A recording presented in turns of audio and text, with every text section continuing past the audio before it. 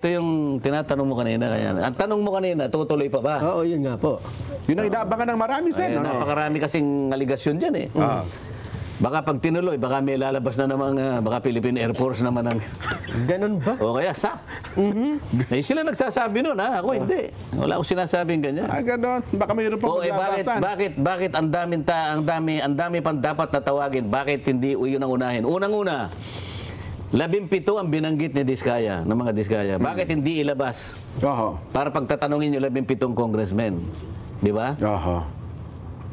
Si Chavit Singson nag-disclose Ngayon po, oh. sa Para Club nag-motion Filipino. kayo na ipatawag din siya, di ba? Oo. Oh. Ba't di patawag yun? Si Martin Romualdez, ilang beses nabanggit na, kinonekta na. Oho.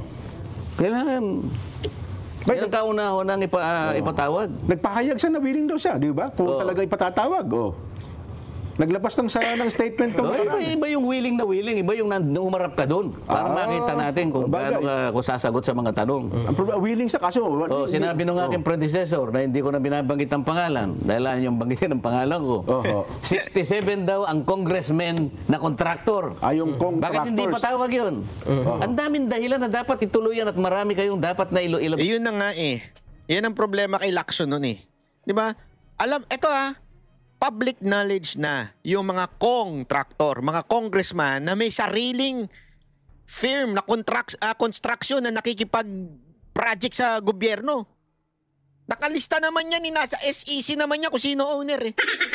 Bakit hindi nyo ipatawag ng Blue Ribbon ni Lacson? Bakit, Pinky? Pinky ka ba talaga? Gago! Bakit tayo may patawag? Kasabi mo na naman. Ito na naman tayo dun sa parliamentary courtesy. Ano? Baon na tayo. Ang tindi ng nakakahiya na tayo sa buong mundo. Ang iisipin nyo pa rin yung kailangan kasi meron tayong courtesy parliamentary care. This is a extreme problem already. Extreme na corruption sa Pilipinas. Sagad sa buto na. Hindi na milyon, trilyon na ang kinukorap. Tapos imaginein mo ang iniisip mo pa rin ay yung courtesy na yung parliamentary courtesy. Asaan yung putang inang courtesy honor ng mga congressman na meron silang sariling construction? Bawal nga yun eh. Makikipagproyekto ka sa gobyerno, yung ginagawa nila illegal. Ang iniisip mo pa rin, parliamentary courtesy? Lacson, ano ka ba? Yung mga ulul, gumagawa na ng illegal, ikaw, ang iisipin mo pa rin ayaw mo ipatawag kasi parliamentary courtesy. Tama talaga na nag-resign ka. Tama talaga na nag-resign ka. Hindi ka karapat-dapat dyan. Ang karapat-dapat sa isang Blue Ribbon Committee chair ay yung may bayag. Ikaw, Gago! Dili ko alam yan ha. Wala akong sinabi. Tuloy. Bas dyan, pagtatanungin natin lahat yan. Di ba? Ang problema ko, kahit isang pangalan, hindi niya kilala. Saan eh? Oy, nanghirap eh. Puro ganun eh. Puro na lang, kumbaga sa... Anong tawag ba ron? Puro press release. Hindi, pagka may pelikula, may trailer. May trailer. Parang ganun eh. Trailer. 67 congressmen na kontraktor. Tapos hindi naman magpa. Paano yung mga binanggit niya na mga dalawa yung kanyang naging privilege speech. Opo. Ilan ang contractors na binanggit niya doon? Mahigit na 10. Hindi ba natin tatawagin doon? Hindi ba natin pagtatatawagin? Kasama doon ang SunWest. Ang SunWest, this is the company founded by Saldico. Siya yung pinakamaraming nilatag na mga insertions na binabanggit ni Toby Chango. 13.8 billion, 2 probinsya lang. Hindi mo matatawagin itong mga ito? Hindi man lang natanong saan eh. Yung mismong kumpanya ni Saldico, hindi mo tatawagin? Bakit? Si Diskaya lang ang gusto namin. Siya ang gusto namin i-DN. Siya yung nagbanggit kay Romualdez eh. Gago! Kaya kailangan namin siyang i-DN.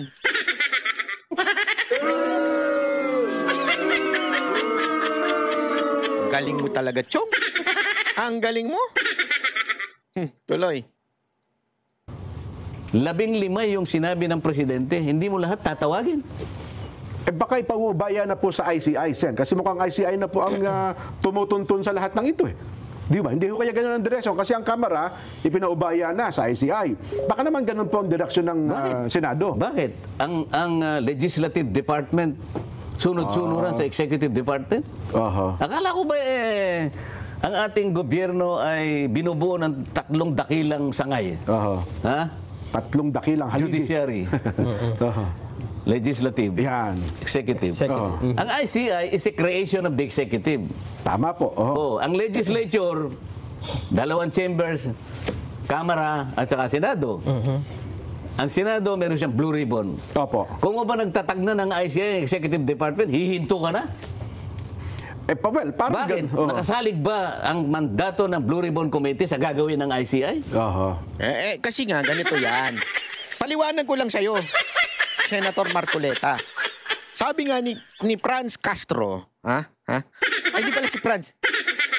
Claire Castro. Pareho kasi sila na ugali. Sabi ni Claire Castro, ang pagpili ng speaker ay independent. Okay? Independent ang pagpili ng speaker. Hindi nakikialam ang Pangulo sa pagpili ng speaker. Independent. Pero pagdating sa investigasyon, pwede kayong mag-depend na lang sa ICI. Gago! Kasi sa Marcos administration, there will always be a double standard. Gago!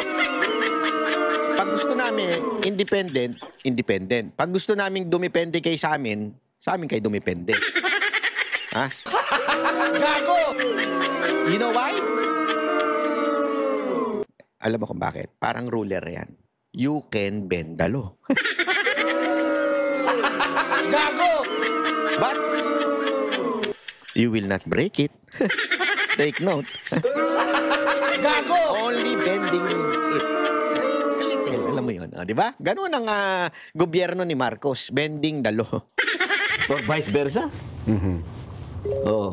Sagutin mo, Nelson. May isa pa problema. Kasi, alam mo, itinigil ang Blue Ribbon, ang ICI ay ayaw namang i-open.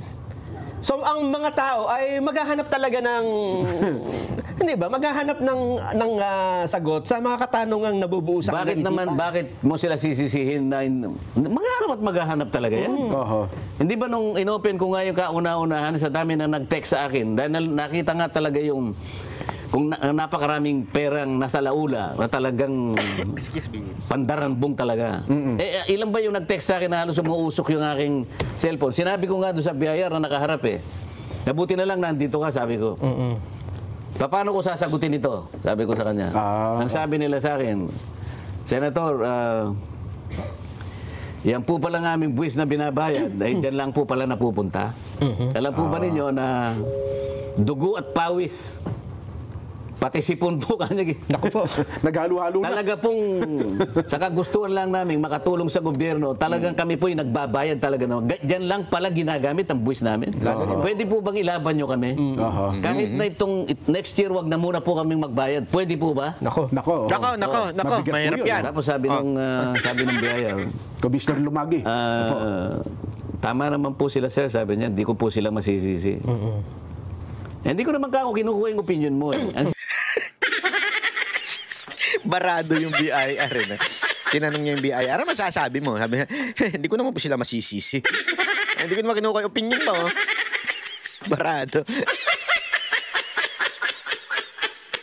Sinasabi ko, anong isasagot ko sa kanila? Tulungan mo ako sumagot. Pwede ba wag na silang magbayad next year? Sapagkat nakikita nila kung saan lang napupunta ang buwis na kanilang... Mabigat po yun. Ba't di ka ako sumagot? Babagsak ang gobyerno pag wala nagbayad ng Hindi, buwis. ayaw sumagot. Wala kang may sasagot. Kanya, wala po. Ikaw ka ako, DPWH. Wala rin po. Sabi ko, sige ako nagsasagot. Ayan. Sabi ko,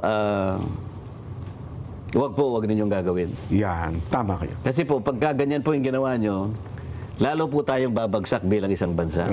Ako na po nakikiusap sa inyo, Kaya nga po nandito kami para ayusin natin ito. Usigin natin ang dapat na usigin. Maibalik po yung pera talaga na nawala. Pero wag po ninyong gagawin. Dahil mas lalo po tayong babagsak. Oho.